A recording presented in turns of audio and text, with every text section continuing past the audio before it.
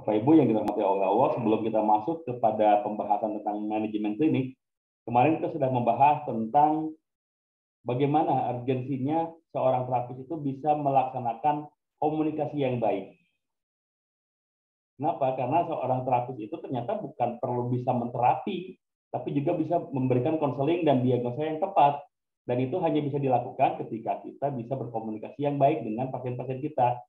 Contohnya kalau kita awalnya berkomunikasinya kurang baik, mungkin kita tidak akan mendapatkan informasi yang tepat dari pasien kita tentang penyakitnya, tentang keluhannya, mungkin tidak akan diterima dengan baik oleh kita karena pasiennya tidak memberikan informasi yang tepat.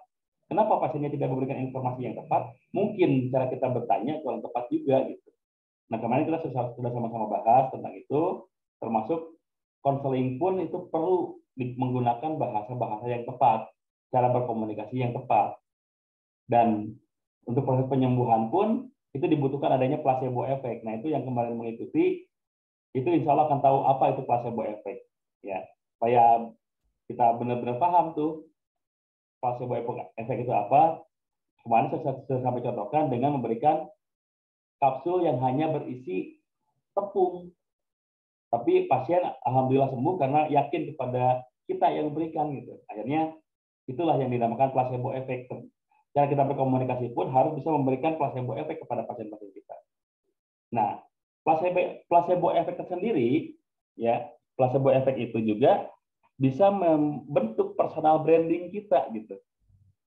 Kita kalau hanya bicara biasa-biasa saja gitu, bahasanya mungkin masih terlalu sederhana bagi seorang terapis, mungkin orang menganggap, oh iya, ini memang terapis tradisional, memang pengobat atau penyehat tradisional. Tapi begitu kita menggunakan istilah-istilah kedokteran, banyak pasien kita yang beranggapan, wah ini benar berarti terapis tradisional yang sekolah.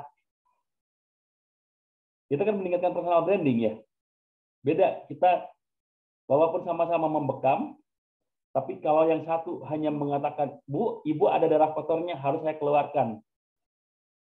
Tapi yang satu lagi menyebutkan, Bu, Ibu memiliki darah statis yang mengganggu organ tubuh, stagnan di situ, di bagian atas pembuluh darah, maka cara terbaiknya dengan pembekaman. Sama pada dasarnya ya, untuk membekam, mengajak berbekam. Tapi yang satu menyebutnya darah kotor, yang sudah diketahui oleh orang awam, yang satu menyebutnya darah statis, yang mungkin orang awam pahamnya apa gitu. Darah statis itu apa? Makanya itu akan membuat personal branding kita lebih meningkat gitu. Nah, itulah perlunya placebo effect kemarin ya.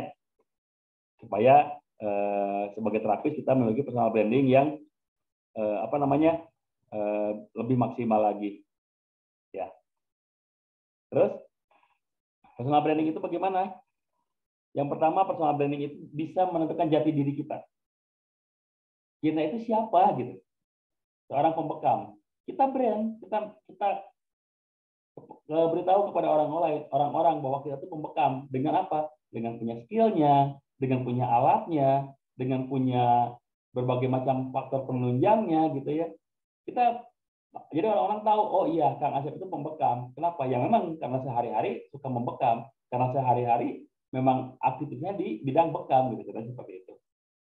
Kalau emang seorang pengusaha, ya tunjukkan kalau Anda sedang memiliki usaha. Usahanya apa gitu. Dan progres usahanya seperti apa itu yang bisa kita tunjukkan kepada orang lain. Jadi menunjukkan jati diri kita kalau kita punya personal branding. Yang berikutnya untuk memiliki personal branding itu supaya kita memiliki integritas. Jadi karena kita personal brandingnya sudah dibentuk nih, sudah terbentuk dengan kuat, maka kadang-kadang orang itu akan menganggap, oh iya, saya kalau membekam ke sana aja. Kenapa? Karena saya sudah percaya dia itu pembekam yang berintegritas. Kenapa orang-orang bisa percaya kalau kita pembekam yang berintegritas? Karena dari setiap kali dia melakukan terapi, dia bertanggung jawab terhadap sesuatu yang memang mungkin terjadi, kegawat daruratannya, kontraindikasinya, dia sudah siap dengan kondisi itu gitu, dan sudah siap dengan solusinya. Makanya kalau saya membekam, ya ke tempat itu aja, karena pembekamnya memiliki integritas yang kuat. Kemudian kalau kita membangun personal branding yang tepat juga, kita akan memiliki jaringan yang luas. jaringan yang memang fokus terhadap apa yang memang sedang kita laksanakan gitu. Contohnya kalau kita pembekam, membranding diri sebagai pembekam, maka yang akan berkoneksi dengan kita, terkoneksi dengan kita ya tidak jauh-jauh seputar pembekam juga. Contohnya saya di medsos saja ya, itu teman-teman terapis itu bisa dibilang lebih banyak dibanding teman-teman yang non terapis. Kenapa? Karena memang secara algoritma saya akan dihubungkan dengan orang-orang yang bergelut di bidang yang sama, di bidang terapi gitu. Dan akhirnya begitu kita terbangun jaringannya akibat personal branding kita akan lebih mudah mendapatkan fasilitas-fasilitas yang memang dibutuhkan. Contohnya, kita sebagai pembekam nih, karena jaringan kita dengan pembekam lagi, begitu kita butuh jarum, begitu kita butuh sarung tangan, begitu kita butuh minyak zaitun, sudah kita tidak perlu cari keluar lagi, kita tinggal koneksi saja di jaringan kita gitu. Mohon maaf, barangkali di sini ada yang menjual minyak zaitun, ada yang menjual jarum, ada yang menjual sarung tangan, misalkan seperti itu ya. Itu langsung. Saya rasa tidak akan butuh waktu lama akan menemukannya, karena memang disitulah tempatnya gitu. Tapi kalau kita personal brandingnya seorang pembekam, suatu saat kita membutuhkan mungkin bangunan, ya bahan-bahan bangunan, di koneksi kita mungkin akan agak susah gitu. Ya. Karena memang jaringan kita itu bukan di situ gitu. Tapi kalau kita jaringannya memang yang sudah fokus, ya insya Allah akan lebih mudah kita mendapatkan fasilitas yang diperlukan. Termasuk begitu saya mempromosikan pelatihan ini kan, saya di jaringan saya saja gitu. Alhamdulillah Bapak Ibu bisa sampai ikutan di dalam acara ini gitu. Ya. Yang berikutnya, kalau personal branding kita kuat, nilai jual pun akan lebih tinggi. Orang akan menganggap, oh ini memang pembekam asli, pembekam tulen. Maka saya bayar pun tidak boleh sembarangan, karena memang ini profesional. Beda kalau saya pengen dibekam, siapa ya yang bisa membekam? Oh ini ada di sini teman saya bisa membekam. Pembekam bukan sih, cuma bisa aja. Mungkin kita pertama tidak percaya, yang kedua, kalaupun memang terpaksa mau dibekam sama beliau, ya membayarnya pun ala kadarnya, karena memang bukan pembekam yang sebenarnya. Tapi kalau ada orang yang datang ke klinik saya, contohnya gitu ya, sudah memang tujuannya ingin dibekam, itu orang itu langsung sudah siap. Kalaupun saya tarifkan berapapun gitu ya, orang itu sudah siap, karena memang kelihatan ada nilai profesionalitas di sana gitu. Jadi nilai jual kita semakin tinggi begitu kita memperlihatkan personal branding yang tepat sebagai seseorang, termasuk sebagai seorang terapis bekam. Ya. Oke. Selanjutnya, yang harus dimiliki ketika kita melakukan personal branding, yaitu pertama skill kita harus bagus.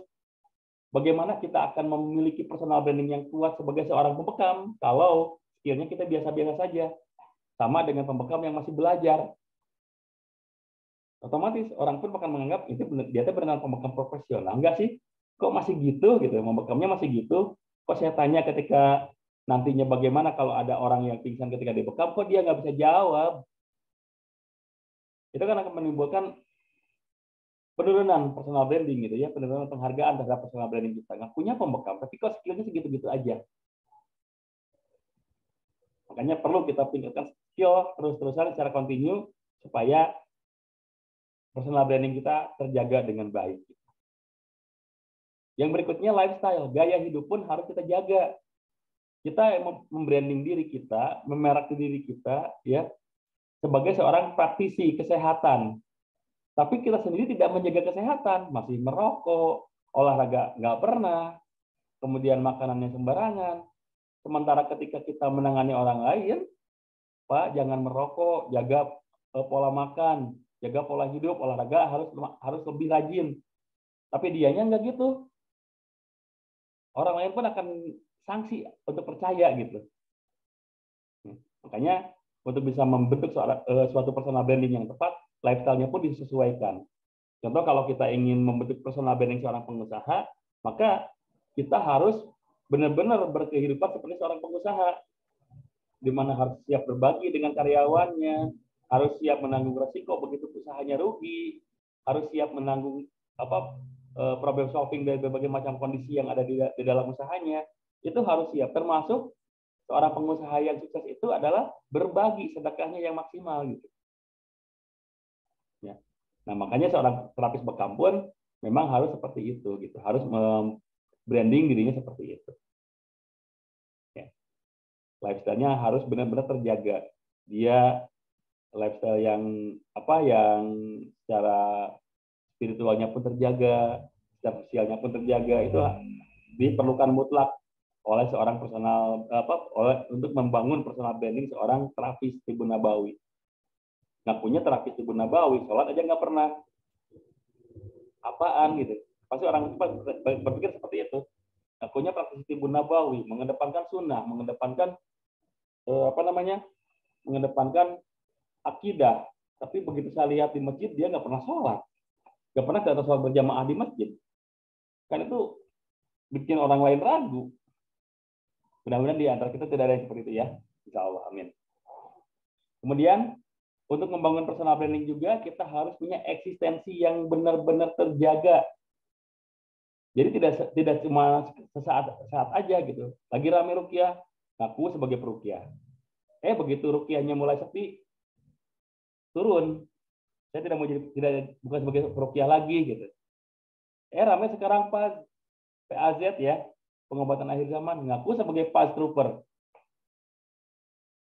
Begitu ada turun lagi metode pengobatan yang lain gitu, ngaku lagi pengobatan yang lain gitu.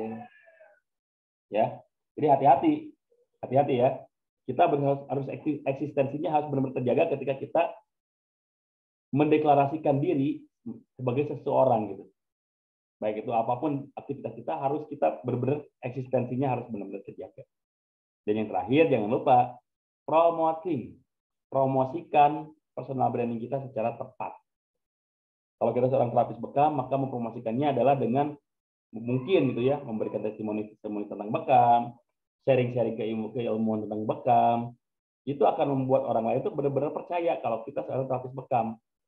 Kita ngakunya terapis bekam, tapi yang di-share di medsos kita mungkin kebiasaan kita ketika sedang merokok, kebiasaan kita ketika sedang bermain.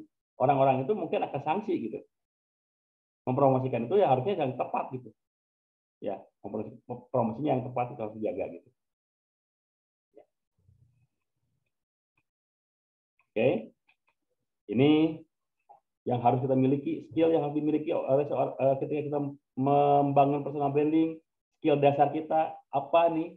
Kita seorang terapis bekam, berarti skill bekamnya harus kita maksimalkan, dan skill leadership, skill kepemimpinan. Karena setiap orang itu kan seorang pemimpin ya, memimpin dirinya sendiri minimal. Kalau punya keluarga, memimpin keluarganya. Kalau laki-laki ya. Kalaupun perempuan, yang memimpin anak-anaknya gitu. Nah, makanya seorang pemimpin itu harus bisa manage. Nah, di sini nanti kita akan jaga nih, kita akan gali nih bagaimana cara memanage klinik kita gitu. Ya. Yang berikutnya, lifestyle-nya harus dijaga secara religius, secara kesehatan, secara sosial harus dijaga gitu ya. Eksistensinya harus terus-menerus dan benar-benar menunjukkan koneksi sosial yang tepat. Kita pengen eksis di masyarakat sebagai seorang terapis bekam, tapi begitu ada orang yang sakit, kita cuek. Kita nggak pernah memberikan solusi gitu. Ya jangankan membantu, memberikan solusi saja nggak pernah gitu. Cari-cari solusi saja nggak pernah. Orang lain akan tidak akan percaya kalau kita seorang terapis bekam. Ya, itu ya. Yang berikutnya untuk promosi personal itu promosi dari mulut ke mulut itu yang paling bagus.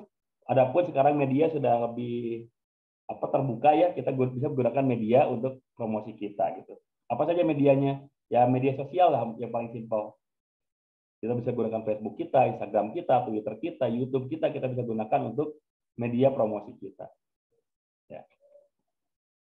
Nah, sekarang setelah kita punya personal branding nih sebagai seorang terapis, terus kenapa kita harus mempunyai sebuah klinik? Karena di situ tadi kita harus punya skill seorang leader. Kenapa seorang terapis perlu punya skill sebagai seorang leader? Karena pasien-pasien kita tuh nantinya harus mengikuti apa yang kita ucapkan. Semakin meyakinkan kita menyampaikan sesuatu, maka pasien-pasien kita akan menurut apa yang kita ucapkan. Toh yang kita sampaikan itu bukan berarti tanpa dasar. Justru kita menyampaikan sesuatu itu adalah dengan dasar yang tepat, dengan dasar keilmuan yang kita miliki gitu. Makanya sebagai seorang terapis kita harus memiliki basic seorang leader, seorang pemimpin, dan saya yakin semuanya punya. Cuma bagaimana mengasahnya, insya Allah kita akan bahas pada kesempatan malam hari ini. Yang pertama, coba Bapak Ibu lihat, ada sayur yang dijajakan oleh tukang sayur keliling, ada juga sayur yang dipajang di supermarket. Kira-kira yang Bapak Ibu anggap lebih baik yang mana?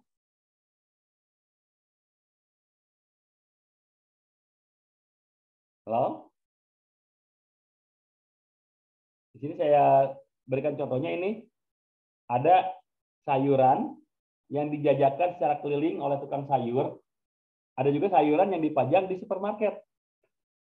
Kira-kira yang dianggap lebih baik yang mana, Bu? Pak?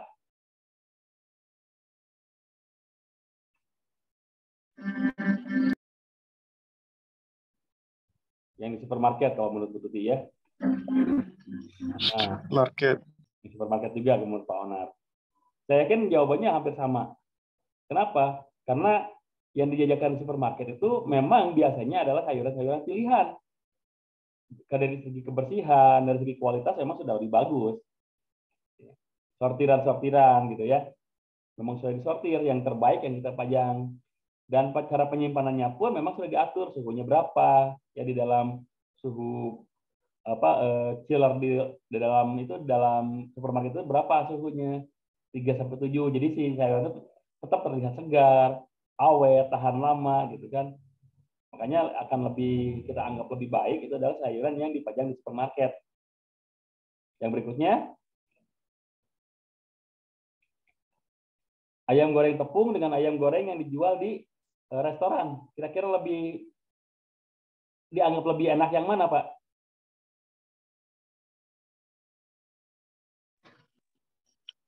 Yang jual di restoran.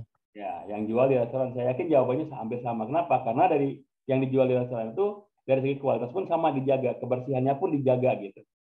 Bukan berarti yang dijual di pinggir jalan tidak dijaga ya, tapi kalau yang dijual di restoran itu punya alat, punya sistem yang memang bisa lebih terjaga higienitasnya. Nah, termasuk kita pun antara pembekam-pembekam keliling dengan pembekam-pembekam yang memiliki klinik itu akan lebih dihargai pembekam-pembekam yang memang stay di klinik. Kenapa? Karena kalau yang keliling biasanya dia tidak punya jaminan fasilitas, jaminan sterilitas, jaminan legalitas. Fasilitas yang dimiliki oleh pembekam keliling apa? Dia cuma alat saja. Tapi kalau yang punya di klinik, pertama, dia punya alat sudah jelas.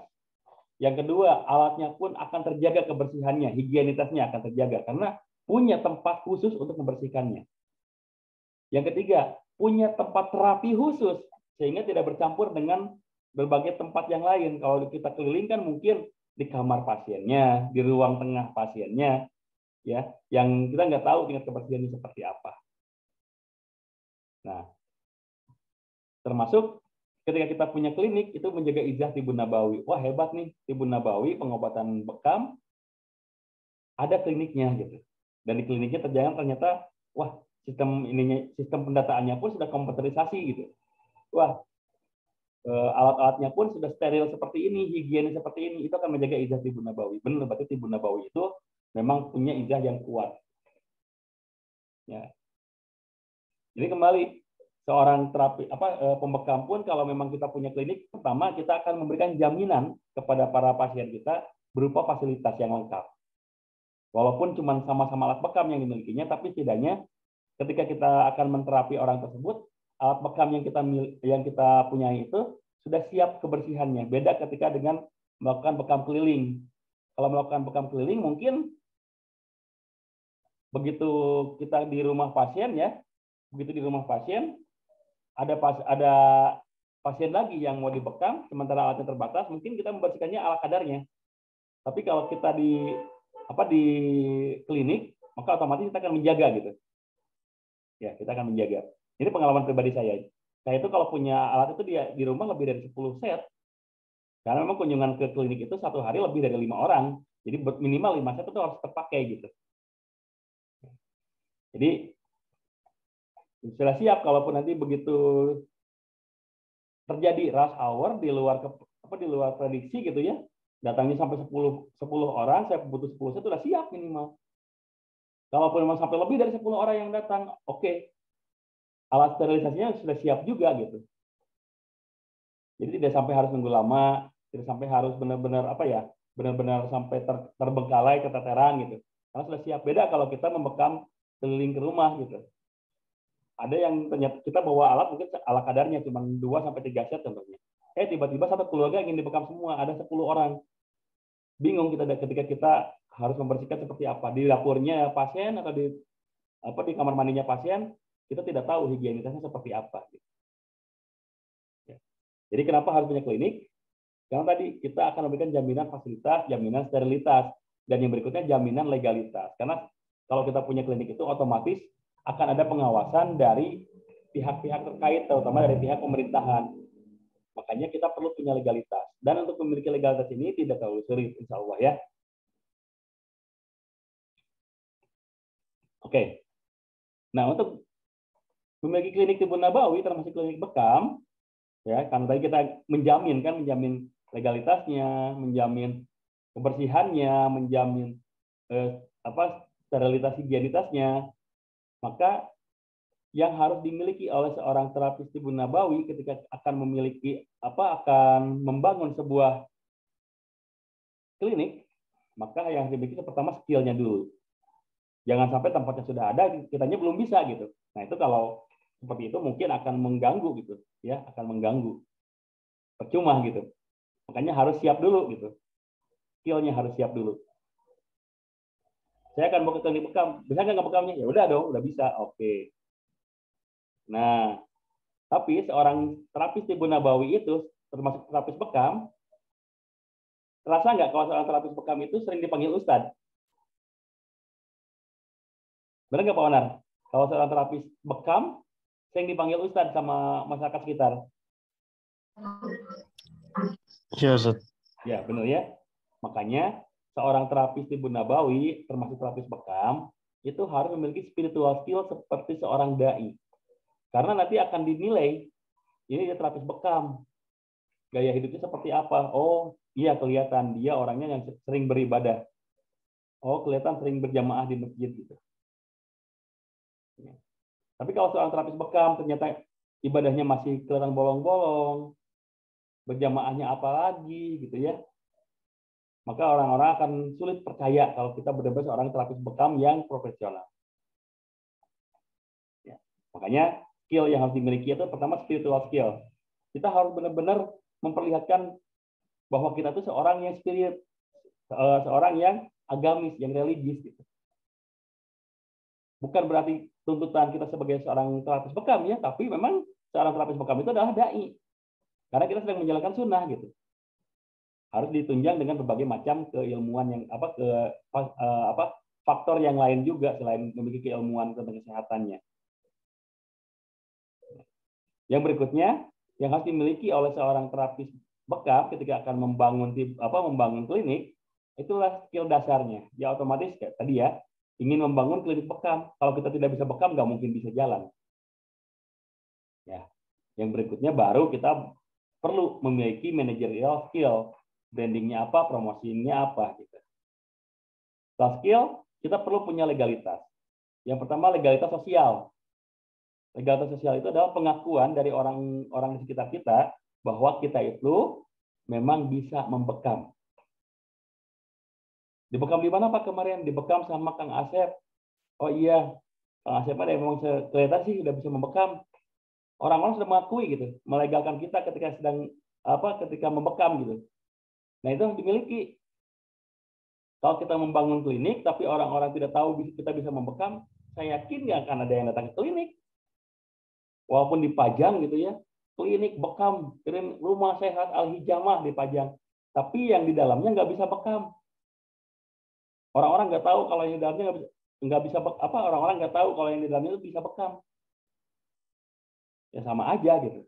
Orang-orang tidak akan melegitimasi itu. Ya. Makanya legalitas sosial itu perlu. Jadi sebelum kita punya legalitas yang lain, kita perlu legalitas sosial. Yang berikutnya legalitas dari organisasi.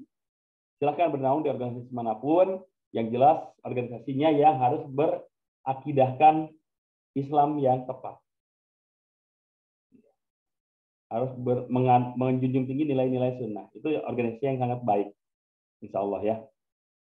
Kemudian legal formal. Kalau legal formal ini, itu keluarnya dari pemerintahan. Ya. Oke. Jadi mungkin kalau ini buat selanjutnya gitu ya.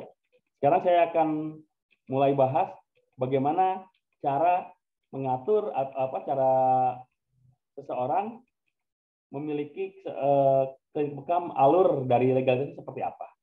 Ya. Oke. Pertama, ketika kita ingin memiliki sebuah klinik bekam, tadi sudah kita jelaskan ya, bangunannya harus ada, kemudian skillnya harus ada, dan yang ketiga legalitasnya harus ada. Nah, legalitas ini biasanya orang dapatkan dari pemerintah setempat. Ya, kalau di Kabupaten Bandung otomatis dari DPM PTSP Kabupaten Bandung. Kalau di Kabupaten Bandung Barat seperti saya dari DPM PTSP Kabupaten Bandung Barat. Apa DPM PTSP? Dinas Penanaman Modal dan Perizinan Terpadu Satu Pintu, DPM PTSP.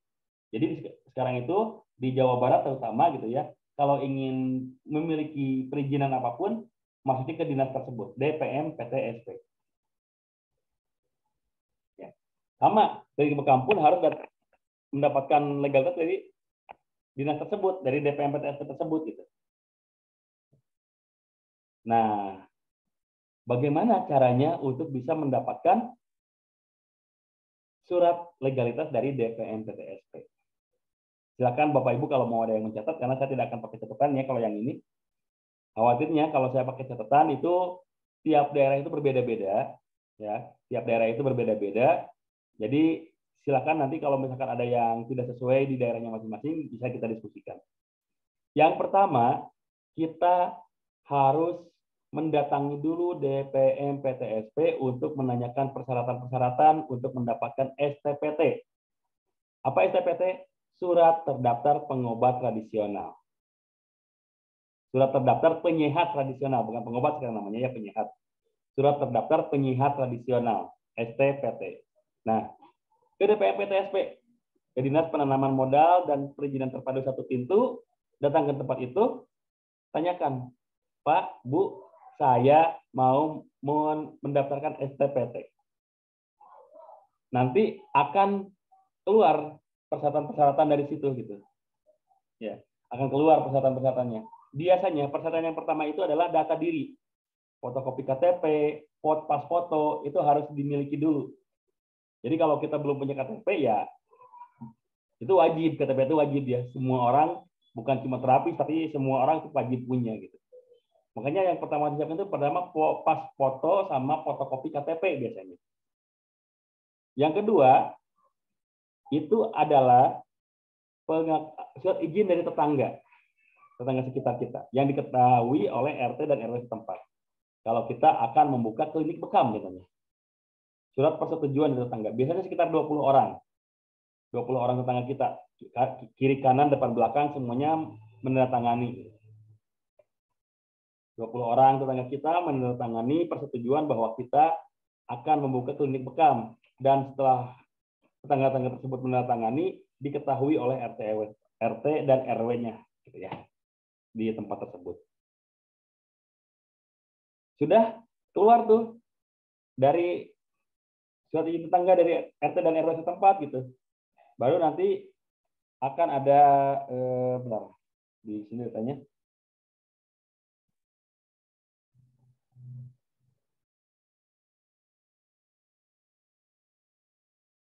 Bentar ya.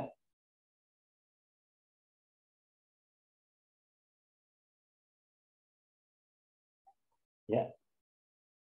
Kemudian akan ada surat ditanyakan surat pengantar dari puskesmas. Ya. Jadi kita setelah ada nih persetujuan dari RT RW, harus ada pernyataan dari puskesmas bahwa puskesmas sudah pernah menyurvei tempat kita. harus pernah menyurvei tempat kita gitu dari puskesmas. Biasanya yang disurvei oleh puskesmas itu yang pertama peralatan yang kita gunakan. Kalau kita mau bekam, peralatannya apa aja? Itu yang pertama. Pak, Bapak mau buka klinik apa? Mau buka klinik bekam. Mana alat bekamnya? Nggak punya. Ya otomatis nggak bakal lulus, Pak. Surveinya nggak bakal langsung lulus. Ya ngapain gitu? Mau buka klinik bekam, alat bekamnya aja nggak punya gitu. Yang kedua, yang ditanyakan itu setelah alatnya, ruangannya. Pak, nanti mau bekamnya di mana? Di kamar saya aja, nggak mungkin lulus. Harus ada ruangan terpisah antara rumah dengan ruangan terapi. Contohnya saya nih, di sebelah sini rumah nih, ya, di sebelah ini rumah tinggal. Ini khusus ruangan untuk klinik. Di belakang itu ruangan terapi. Ada 2 ruangan di belakang itu, 3 ruangan. 1 ruangan untuk terapi Ikhwan, 1 ruangan terapi Ahwat, 1 ruangan sterilisasi. Makanya alhamdulillah lulus. Jadi tadi ya, yang pertama alatnya, yang kedua ruangannya, yang ketiga caranya. Yang ketiga caranya. Supaya tanya-tanya itu caranya seperti apa. Kadang-kadang minta diperlihatkan juga. Kalau misalkan pas disurvei ada orang yang siap dibekam, boleh. Tunjukkan, oh saya mau bekalnya seperti ini Pak, gini. Ini contohnya seperti ini gitu. Itu boleh, bagus, akan lebih bagus lagi. Jadi mereka punya data visual, biasanya diabadikan tuh, direkam, dipoto biasanya seperti itu. Ya.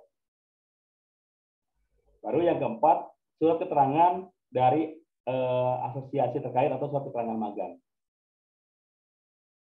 Nah nanti kalau semuanya ini dari alumni kelas ini, insya Allah akan mendapatkan surat rekomendasi dari LKHI, dari Pikasi.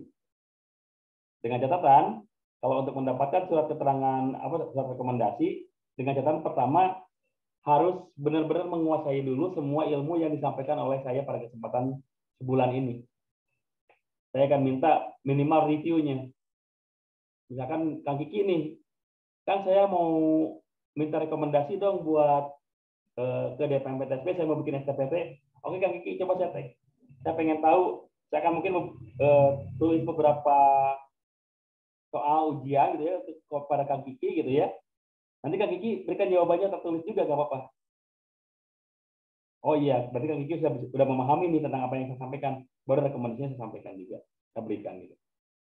Kalau belum bisa memenuhi, saya tidak akan berani memberikan. Karena apa? Nanti hubungannya ini dengan dengan nyawa orang lain ketika di klinik itu. Berhubungan dengan nyawa orang lain. Makanya saya nggak akan berani kalau ada yang sembarangan minta rekomendasi. Pertama harus alumni saya dulu. Yang kedua, alumni saya pun yang benar-benar aktif mengikuti kegiatan perkuliahannya, pelatihannya. Tidak sembarangan. Ya, jadi insya Allah nanti kita akan ajukan, kita akan berikan rekomendasi untuk membuat STPT kepada seluruh alumni dengan catatan tadi. Saya akan berikan dulu soal yang memang berhubungan dengan pelatihan-pelatihan saya selama ini. Apakah beliau ini mengikuti keseluruhan, memahami keseluruhan, atau hanya hadir saja, hadir nama saja gitu. Dan kalau cuma hadir nama, saya tidak berani mempertanggungjawabkan, tidak berani memberikan rekomendasi. Kalau sertifikat semuanya insya Allah akan dapat sertifikat. Ya. Karena salah satu selain rekomendasi, sertifikat pelatihan pun diminta nanti oleh DPM PTSP. Angka bagusnya kalau sertifikat pelatihannya itu lebih tinggi nilainya. Kalau bukan cuma pelatihan reguler saja, tapi mungkin yang kuliah vokasi gitu contohnya, yang bergelar D1, D2, S1 contohnya gitu ya. Ya kesehatan tradisional itu kan lebih bagus lagi gitu. Kan lebih mudah lagi keluar izinnya. Jadi alurnya seperti itu ya. Kalau misalkan mau membuat STPT, surat terdaftar penyiar tradisional, kalau membuat itu, alurnya seperti itu tadi. Pertama, Bapak Ibu harus menyiapkan data pribadi. Fotokopi KTP, pas foto, itu harus punya dulu. Yang kedua, Bapak Ibu harus memiliki izin dari tetangga sekitar. minimal 20 orang dan ditandatangan oleh RT RW. Yang ketiga, Bapak Ibu harus memiliki surat pengantar dari puskesmas. Dan biasanya itu diberikan ketika puskesmas sudah memberikan survei, sudah melakukan survei. Yang keempat, Bapak Ibu harus mendapatkan rekomendasi dari asosiasi yang menaungi Bapak Ibu, dari organisasi yang menaungi Bapak Ibu. Dalam kesempatan malam hari ini, dalam kesempatan kita ini, yang menaungi Bapak Ibu adalah PIKASI, Perkumpulan Ikatan LKP Sehat Holistik Indonesia. Ya, dari PIKASI. Dan PIKASI itu insya Allah bisa memberikan rekomendasi dan sudah banyak STPT yang dikeluarkan dari rekomendasi dari PIKASI ini, dari LKHI ini. Baru setelah itu Bapak Ibu sertakan sertifikat pelatihan sebagai penunjang bahwa ini klinik apa nih yang mau dibentuk, apa yang mau didirikan. Oh, klinik bekam. Coba mana sertifikat pelatihan bekamnya? Oh iya, mencukupi. Coba Bapak mau buka apa? Mau buka klinik bekam. Coba mana lihat sertifikat pelatihannya? Nggak ada, saya nggak pernah pelatihan. Ya udah, nggak bakal diizinin. Contohnya, ada seorang montir daftar ke satu perusahaan gitu. Ditanya mana ijazah montirnya? Nggak ada, saya nggak pernah belajar di otomotif gitu contohnya. Nggak bakal menerima tuh perusahaan itu. Karena seperti yang kemarin saya bilang ke Bu Maltina ya, kita itu adalah negeri yang masih berpatokan kepada secari kertas gitu. Jadi nanti akan dipertanyakan apakah kita punya nggak sertifikat pelatihan. Kalau nggak punya, ya otomatis nggak akan keluar, nggak akan terbit STPT ini. Makanya kalau kita nih, insya Allah kita akan punya. Dari kita siapkan semuanya. Ya. Nah, untuk beberapa daerah memang ada yang perlu IMB. Kan punya klinik bekam itu kan pasti ada bangunannya. Nah, biasanya untuk sebagian wilayah itu ada yang perlu melampirkan IMB, izin mendirikan bangunan. Dan sampai saat ini banyak yang belum punya. Banyak yang belum punya IMB sampai sekarang. Justru lebih banyak yang belum punya IMB-nya. Bahkan ya jangankan IMB gitu ya. Bangunan yang digunakan untuk membuat klinik itu pun kontrak gitu. Bukan punya dia sendiri. Jadi bagaimana dia punya IMB gitu. Oke, saya pinjam IMB ke pemiliknya. Kadang-kadang pemiliknya pun nggak punya. Jadi di satu daerah itu kita kadang-kadang diminta IMB-nya. Terus bagaimana cara mengatasinya? Kita tinggal bilang saja kepada DPM PTSP bahwa IMB sedang diproses dengan menampilkan surat keterangan dari desa. Jadi alurnya seperti itu, Bapak Ibu ya, paham ya? Silakan kalau ada yang mau bertanya tentang pembuatan legalitas untuk untuk membuat klinik Tibun Nabawi, silakan barangkali ada yang bertanya. Saya berikan waktu dulu, barangkali ada yang mau bertanya.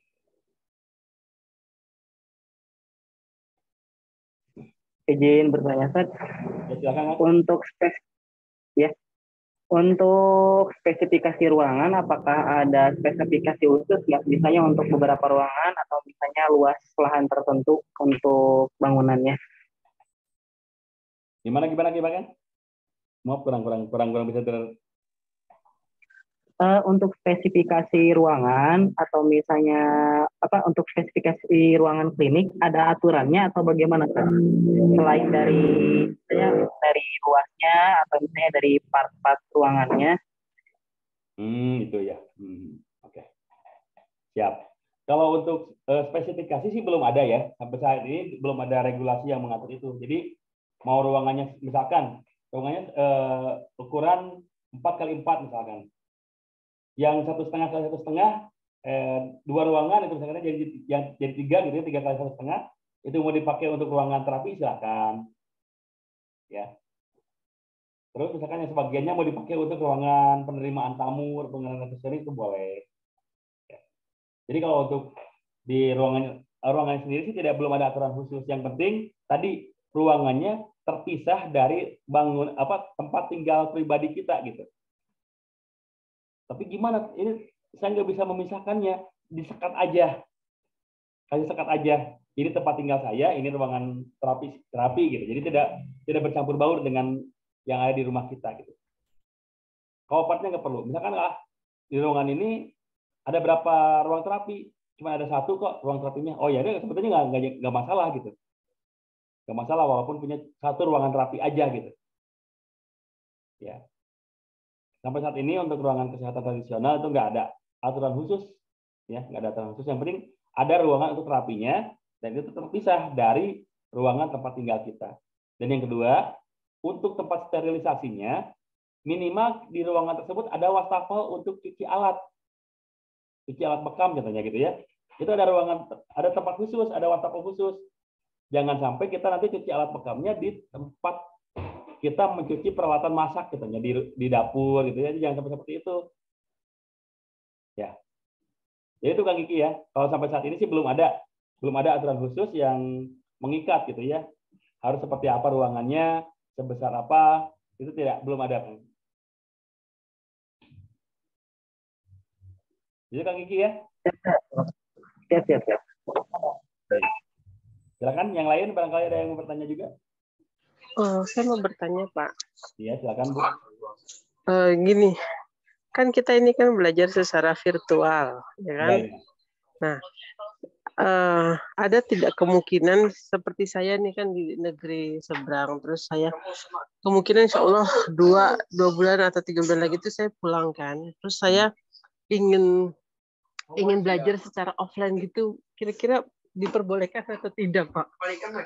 Biar lebih mantep gitu loh sayanya. Iya, ya sangat boleh kalau itu Bu, bagus. Iya, sebab kan secara virtual kan kita tidak mempraktekkan langsung, hanya teori-teori. Sedangkan saya ingin teori dan praktek menjadi satu gitu loh, Pak. Iya, betul. Memang harusnya yang ada. Dan nanti kalau memang mau ya silakan, boleh-boleh aja Bu. Oh, jadi saya datang ke tempat Bapak ya? Boleh? Oh, ke tempat saya boleh. Misalkan Ibu tinggal di mana kalau di Indonesia Bu? Saya di Yogyakarta, Pak. Di Jogja. Ada beberapa rekan saya juga, ada beberapa yang dekat aja gitu, yang Jogja juga gitu. Soalnya masih dalam satu lembaga Bu, gitu. Jadi tidak harus misalkan dari Jogja ke sini kejauhan ya sudah Ibu ke rekan terapi saya rekan trainer saya yang di Jogja itu nggak apa-apa, boleh juga. Oh, enggak kan saya nanti kalau dari Hong Kong itu kan pulangnya mendaratnya di Jakarta gitu loh, Pak. Oh, gitu. Informasikan aja Bu, bisa jadi kita di mana gitu di Sukabumi kita bikin pelatihan sekalian aja. Jadi Ibu ikutan, plus yang lain juga ada yang ikut juga gitu biar sekalian. Kalau mau gitu ya. Kira-kira. Oke. Oh, berarti di Jogja pun udah ada ya Pak ya? Jogja ada, udah banyak trainer-trainer kita di Jogja. Oh, oke. Kalau gitu mungkin ikut saran Bapak deh yang terdekat dari rumah aja. Iya, lebih enak gitu. Ya lebih enak gitu kalau oke. Soalnya kita udah punya SOP yang sama. Dengan trainer-trainer itu kita punya SOP yang sama. Jadi nggak terlalu beda jauh lah. Paling beda-beda dikit. Oke, terus kalau untuk saya ingin mendapatkan ijazah sampai sertifikat pijat itu di Jogja pun bisa, Pak? Bisa, Bu. Oh, berarti dengan dana yang Bapak tulis itu ya? Iya. Untuk keseluruhan? Iya. Oke. Oh, insya Allah deh nanti saya lunasin. Berarti rekeningnya sama ya, Pak ya? Seperti yang ini? Enggak, kalau rekeningnya bukan yang ini, Bu. Nanti Ibu hubungi aja nomor telepon yang ada di flyer Kementerian. Oh, ya udah kalau gitu nanti itu saya tanya rekeningnya deh. Tapi saya bayarnya sekarang, belajarnya nanti Pak kalau udah pulang gitu. Ya, tapi Ibu bilang kalau Ibu alumni saya gitu. Soalnya kalau Ibu nggak bilang alumni, nanti maksudnya harga yang umum gitu, bukan harga alumni. Oh, oke, Pak. Nanti saya hubungin deh Bapak minta apa? Nomor rekening yang pijat itu, Pak. Nah, nanti itu di flyer itu silakan hubungi aja nomor beliau ya. Oh, oke. Terima kasih Bapak ya sarannya. Halo, Bager. Ya. Oke, silakan. Barangkali yang lain ada yang bertanya lagi terkait dengan regulasi perizinan. Silakan Bu Tuti. Baik, terima kasih Ustadz atas waktunya. Yang saya tanyakan, saya pernah dengar dan juga pernah membaca tentang peraturan undang-undang yang baru itu yang diterbitkan oleh Jokowi, bahwasanya pengobatan bekam atau pengobatan yang melukai anggota badan dengan sesuatu mungkin benda atau apa seperti jarum suntik yang tidak dilakukan oleh tenaga profesional seperti tenaga medis itu katanya tidak diperbolehkan dan dilarang. Itu kaitannya gimana Ustadz dengan perizinan kita? Itu undang-undang nomor berapa saya lupa, ada di saya googling itu ada. Terima kasih Ustadz, mohon pencerahannya. Iya, sama-sama Bu. Itu ada di PP 103 nomor 2014, PP nomor 61 tahun 2016. Jadi itu ada di 2 PP itu Bu. Kenapa saya paham ya, memang selama ini saya mengupayakan itu, selama ini saya memang bergelut dengan itu gitu Bu. Saya kan sekretariat satu organisasi juga gitu ya, di PKSI ini, di AKHI ini saya pun sekretaris umumnya gitu, makanya saya paham tentang regulasi tersebut. Itu ada di PP 103 2014 dan PP nomor 61 tahun 2016. Memang untuk invasif perlukaan bukan hanya bekam ya, akupuntur itu pun tidak diizinkan untuk yang penyihat yang non medis konvensional. Jadi hanya diizinkan kepada para penyihat yang konvensional, medis konvensional. Terus bagaimana dengan bekam? Nanti kalau bekam keluarnya Bu ya, di beberapa tempat itu keluarnya bekam kering izinnya. Jadi keluarnya tidak bekam basah. Tapi saya sendiri itu tergabung di Binwas Yankestrat, Badan Pembinaan dan Pengawasan Pelayanan Kesehatan Tradisional di Binwas Yankestrat. Di Binwas Yankestrat itu kita tergabung juga selain dengan Dinas Kesehatan, selain dengan asosiasi-asosiasi kesehatan, ada Satpol PP juga, Dinas Tenaga Kerja juga, ada YLKI, Yayasan Lembaga Konsumen Indonesia. Nah, makanya celah itulah yang kita gunakan sebagai terapis bekam itu, supaya bisa membekam dengan perlukaan, supaya bisa membekam dengan invasif, walaupun izinnya bekam kering, maka kita buat yang namanya informed consent. Apa itu informed consent? Surat pernyataan dari pasien, surat persetujuan dari pasien, yang menyatakan bahwa pasien inilah yang meminta dibekam basah. Pasien ini tanda tangan nantinya.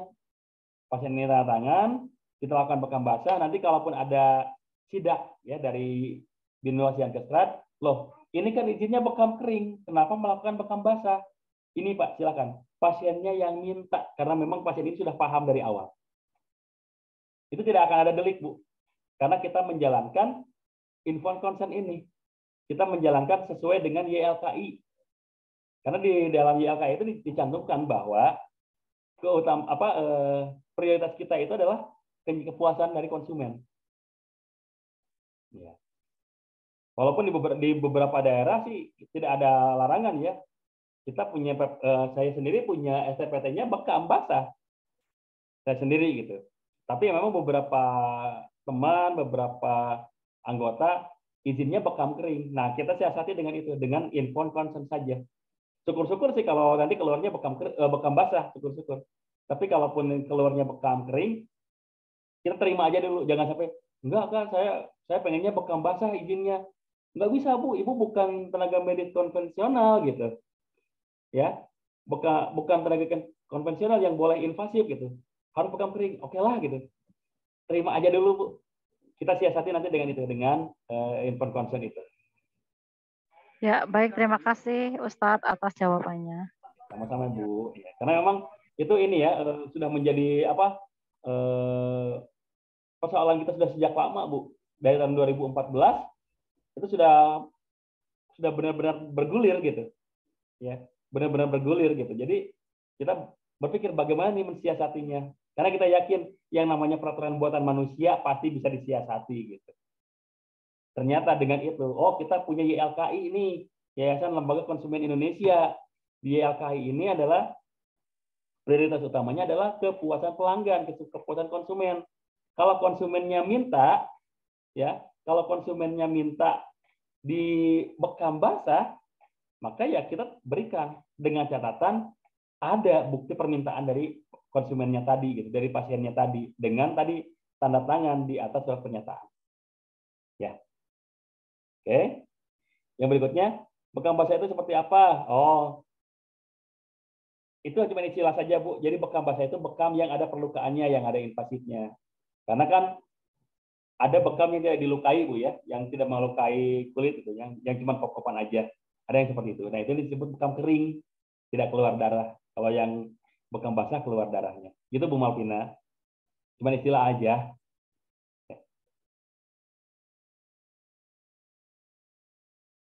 Oke, yang lainnya? Nah, ini juga menjadi PR kita ya. Mudah-mudahan sih melalui proses program kuliah vokasi kita dari diploma 1, diploma 2, ya mudah-mudahan nantinya dari D3, D4 ada ya, bisa membantu bahwa kita sebagai penyihat-penyihat tradisional pun karena kita benar-benar serius dalam proses pembelajarannya, pendidikannya, akhirnya nanti keluarnya tetap bekam basah gitu. Mudah-mudahan seperti itu nantinya. Ya. Oke, silakan. Yang lainnya barangkali mau ada yang masih bertanya?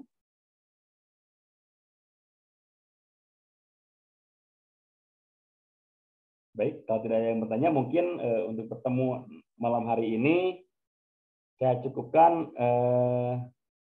Ingin ikut kuliah yang vokasi, silakan Bu, silakan. Ya, Ibu tuh nanti tinggal dihubungi saja nomor yang kemarin saya share di itu ya, saya share di grup ya.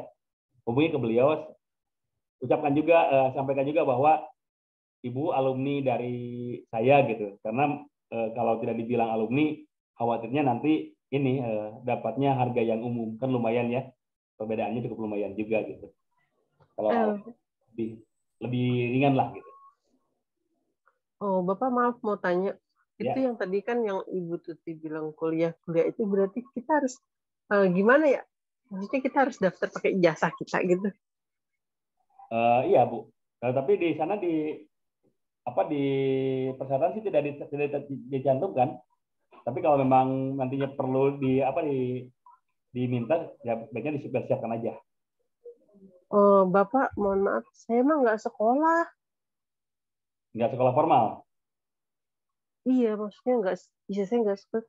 Saya jujur hanya lulusan SD kelas 5. Insya Allah Bu, insya Allah bisa. Ya, karena ini kan masih bisa disiasati lah, seperti saya bilang tadi ya. Yang namanya peraturan buatan manusia itu bisa disiasati, Bu, gampang lah. Tenang aja. Makanya nanti Ibu tinggal bilang aja. Iya, tapi takutnya kan aku kan benar-benar ingin mendalami bidang bekam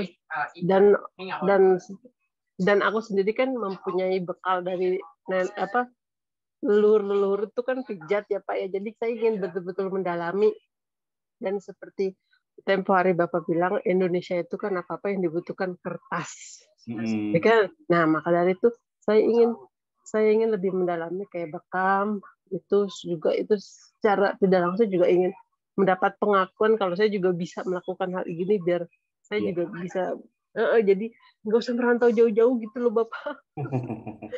Iya betul Bu. Ya di sini ya alhamdulillah sih Pak, kadang suka dapat panggilan pijat sih di sini gitu saya. Kadang pijat keretak-keretak juga dapat panggilan gitu. Paham. Insya Allah Bu, karena kan di dalam pelayannya kan tidak disebutkan persyaratannya ya. Jadi selama ini saya rasa sih insya Allah bisa. Coba saya lihat. Terima kasih loh Bapak. Iya, sama-sama Ibu. Sat, mau bertanya untuk yang info D2, Sat, apa bisa langsung ikut yang D2-nya atau memang harus ikut D1 dulu ya? Itu harus D1 dulu Pak. Gitu ya? D1 dulu kan. Soalnya kalau D2 kan cuma berapa bulan? Cuma 3 bulan kalau nggak salah. Karena kalau D2 itu kepanjangan dari D1 ini. Kalau D1 kan 6 bulan. Nah, untuk bisa melanjutkan ke D2-nya paling cuma 3 bulan. Paling kalau untuk ikut S1-nya bisa langsung ya, tidak harus mesti ikut S1 D2 dulu. Iya, kalau S1 boleh langsung. Oke, siap insya Allah. Lumayan Tad, uang pangkanya Tad. Ya itu dia. Nah, makanya kita nggak ini benar-benar harus persiapannya agak matang gitu untuk S1. Ya, kalaupun tidak tahun sekarang, mungkin benar-benar tahun depan bisa ikutan S1-nya lah. Kalau saran saya sih minimal di diplomanya dulu lah, diploma 1, diploma 2-nya ikutan dulu, baru nanti kalau sudah ada rezekinya boleh ikutan S1. Jadi minimal kita begitu mendaftarkan legalitas kita itu ke Dinas Kesehatan, ke DPM PTSP, ya kita sudah linear gitu. Kita sudah memiliki gelar yang memang dibutuhkan oleh seorang penyehat tradisional, minimal ahli pratama, ahli media sudah kita miliki gitu. Oke? Masih ada yang mau tanyakan? Terkait tadi perizinan, masih ada yang tanyakan? Iya nih perizinan. Tadi kan mau bertanya lagi sibuk saya. Itu perizinan nanti kalau saya kan saya di Jogja, nanti Bapak bisa membantu saya untuk itu kah? Perizinan itu. Ya insya Allah bisa Bu. Jadi dari rekomendasi yang saya sampaikan itu, yang saya berikan nanti rekomendasinya itu bisa berlaku nasional. Oh, so berarti cara untuk mengajak kerjasama dengan puskesmas itu seperti apa? Ibu tinggal datang aja ke puskesmas di tempat Ibu, Bu. Oh, terus mengajukan permohonan saya gitu? Ibu ajukan permohonan bahwa saya mau buku studi rekam gitu. Oh. Ya.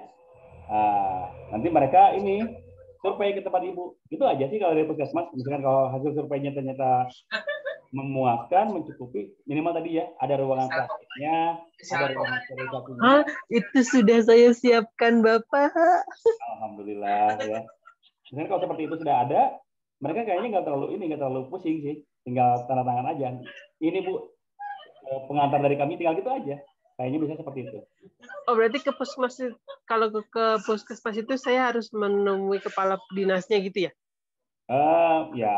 Ya biasanya sih kepala bidang bidang Kestrat biasanya ada Bu. Oh, tapi bidang itu. Ya kalau memang ada kepala puskesmasnya langsung kepala puskesmas nggak apa-apa. Iya, maksudnya kan inginnya tuh saya tuh tanda tangannya yang benar-benar orang yang berpengaruh gitu loh Pak. Jadi kan kedepannya kita harus waspada gitu loh. Iya, ya nanti kalau untuk masalah tanda tangan pasti di puskesmas langsung yang menandatangani pasti langsung kepala puskesmasnya yang menandatangani, walaupun yang turun mungkin yang turun ke lapangan yang survei bidang yang Kestratnya misalkan. Tapi kalau tangan pasti dari kepala puskesmasnya. Soalnya untuk sampai ke DPM PTSP pun yang dilihat siapa yang tanda tangan kan, nggak mungkin orang. Oh, gitu. Oke, terima kasih Bapak infonya. Sudah ada berita acaranya. Sudah ada itunya, listnya. Setiap puskesmas sudah ada patokannya Bu, sudah punya itu. Oh, gitu. Oke, terima kasih Bapak ya infonya. Iya, mudah-mudahan nanti setelah pulang ke Indonesia bisa langsung. Insya Allah Pak, ya Allah. Udah nggak sabar pengen ketemu anak 4 tahun nggak pulang. Masya Allah. Mudah-mudahan setelah itu bisa langsung punya klinik di Indonesia, insya Allah bisa lebih nyaman. Amin. Ya. Terima kasih ya Bapak. Jadi sebetulnya simpel sih, dan perlu digarisbawahi ya, pengurusan STPT, pengurusan perizinan ini gratis. Oh. Gratis, pengurusan STPT itu gratis, baik itu minta pengantar dari puskesmas, baik itu minta pengantar dari asosiasi, itu gratis semuanya. Walaupun mungkin ketika nanti, ini sebagai bocoran aja ya, walaupun begitu nanti orang-orang puskesmasnya survei ke tempat kita, ya kita ngasih oleh-oleh itu boleh, supaya lebih mudah lah diizinkan gitu, tantangannya lebih cepat gitu, itu boleh. Itu kan sudah menjadi budaya ya di kita ya. Pak, biar lebih cepat tantangannya, ya juga ini Pak sekedar oleh-oleh dari kami. Sekedar ucapan terima kasih, dikasih oleh-oleh, dikasih amplop. Ciri khas orang Indonesia nggak pernah luput dari hal seperti itu. Dikasih amplop buat transportnya, misalkan seperti itu. Ya itu wajar lah. Tapi itu wajarnya gitu, nggak ada patokan. Iya, betul. Ya. Itu sudah jadi budaya. Iya, budaya banget. Ya, makanya Saya pun dulu gitu ya, tapi karena saya udah sering komunikasi sama kepala puskesmasnya, ya alhamdulillah sih nggak terlalu sulit gitu. Ya, Bismillah Pak. Aduh, saya merantau udah lama banget, kangen anak. Iya betul Bu, pasti ya itu ya. Baik, sudah jam 9 kurang ya. Kalau memang ada yang mau ditanyakan lagi, silakan nanti kita komunikasi di grup. Karena seperti saya bilang, walaupun mungkin pertemuan untuk kelas reguler Tribun Nabawi kita ini adalah malam ini malam terakhir, tapi bukan berarti nanti kita terputus gitu. Saya tetap akan, kalau misalkan ada upgrading, kalau ada ilmu-ilmu baru yang mau saya sampaikan gitu ya, yang mungkin saya dapatkan dari guru-guru saya, ketika saya mau menyampaikan, saya insya Allah akan share linknya di semua grup, termasuk grup ini. Jadi tetap tidak akan putus silaturahim kita.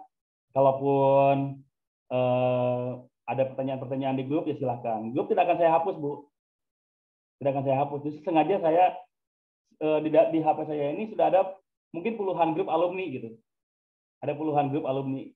Katanya Bu Tuti Alwiyah saja ini ada di grup ini juga, ada di grup public speaking juga gitu. Jadi memang sengaja saya itu grupnya nggak pernah menghapus grup, tidak pernah dihapus grup itu, supaya ya kita kan bisa saja suatu saat kita perlu komunikasi di grup-grup tersebut gitu. Ya, silaturahim di grup tersebut insya Allah. Jadi grup tidak akan saya hapus. Jadi sekali lagi Bapak Ibu, kita di sini saya tekankan untuk pertemuan kelas reguler ini memang terakhir, tapi untuk pertemuan-pertemuan lainnya insya Allah kita akan ada lagi. Ya. Karena silaturahim kita itu jangan sampai putus cuma gara-gara terbatas oleh program gitu. Kita asalnya tidak kenal memang, tapi begitu kenal jangan sampai tidak kenal lagi. Makanya insya Allah nanti kalau memang memungkinkan kita ada komunikasi, kita bisa insya Allah berkomunikasi di grup tersebut. Dan saya sih mintanya kalau ada pertanyaan-pertanyaan jangan japri ya, tapi di grup aja kalau pertanyaan. Supaya apa? Mungkin saya nggak bisa jawab, ada anggota grup lain yang bisa jawab. Kalau japri misalkan khawatirnya malah tutup sama chat-chat yang lain gitu. Jadi kececilan, tapi kalau di grup kan insya Allah ya jadi ini jadi bisa lebih didiskusikan gitu. Ya. Terus Ibu Malvina tadi menanyakan 500, gula darahnya 500, apakah bisa dibekam? Kalau 500 sih. Iya, kakak saya kemarin ngabarin saya, izin gula aku 500. Hah? Gila. Bikin kolak itu enak. Aku bilang gitu. Memang kalau 500 agak rentan Bu ya, agak riskan kalaupun dibekam. Tapi kalaupun mau dibekam, ya, jangan dibekam di tangan sama kaki. Oh, dia kolesterol tinggi loh Bapak, kolesterol tinggi, darah tinggi juga. Gendut, orangnya gendut seperti aku.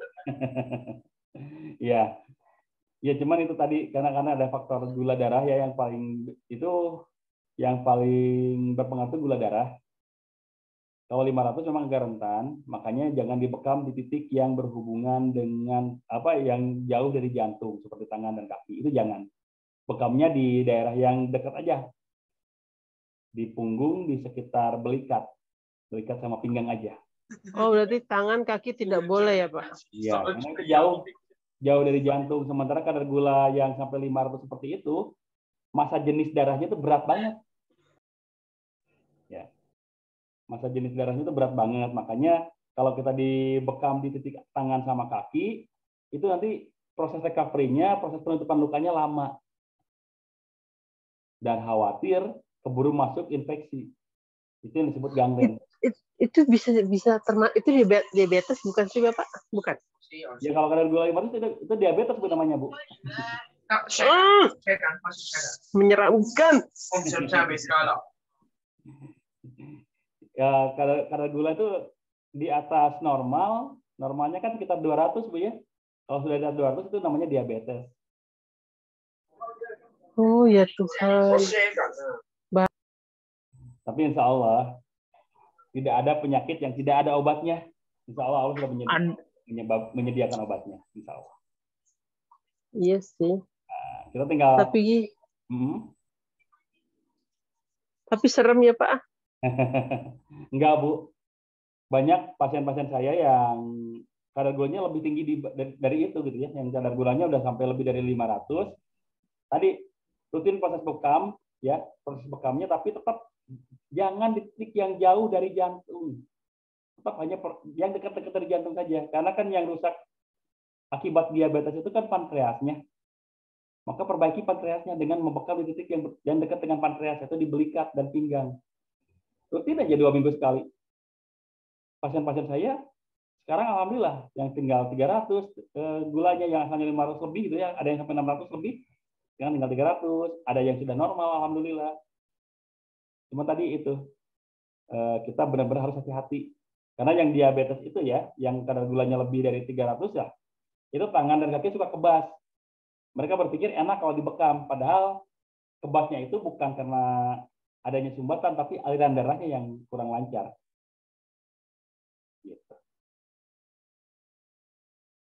Oh, seperti itu. Oke, Pak, nanti aku sampaikan sama kakak aku deh. Iya. Terima kasih infonya. Iya, sama-sama Ibu ya, mudah-mudahan bermanfaat.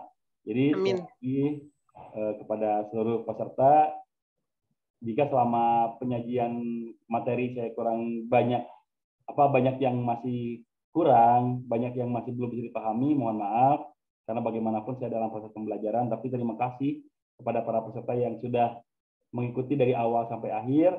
Insya Allah untuk proses selanjutnya seperti yang sudah saya sampaikan, kita akan masuk ke proses pengiriman sertifikat. Nah, untuk proses pengiriman sertifikat, nanti boleh saya minta alamat pengirimannya. Mau dikirim kemana, atas nama siapa, silakan nanti disampaikan di grup ya untuk pengiriman sertifikatnya. Oke, Ustadz, terima kasih. Ya, sama-sama Ibu ya. Jadi mudah-mudahan apa yang kita laksanakan sejauh ini ada manfaatnya. Mudah-mudahan yang kita lakukan sejauh ini ada dalam lindungan Allah, dalam ridha Allah, sehingga kita benar-benar mendapatkan keberkahan dari setiap pertemuan. Amin. Sama-sama tutup. Alhamdulillah dan doa kafaratul majlis. Alhamdulillahirabbil alamin. Subhanakallah wa bihamdika asyhadu an la ilaha illa anta astaghfiruka wa atubu ilaik. Akhirul kalam, wabillahi taufiq wal hidayah. Assalamualaikum warahmatullahi wabarakatuh. Waalaikumsalam warahmatullahi wabarakatuh. Jazakallah khair Ustaz. Ya, wa ya jazakallah. Nah, insyaallah saya tutup dulu ya, saya end dulu semuanya ya. Nanti di grup kita akan komunikasi lagi kalau memang memungkinkan ya.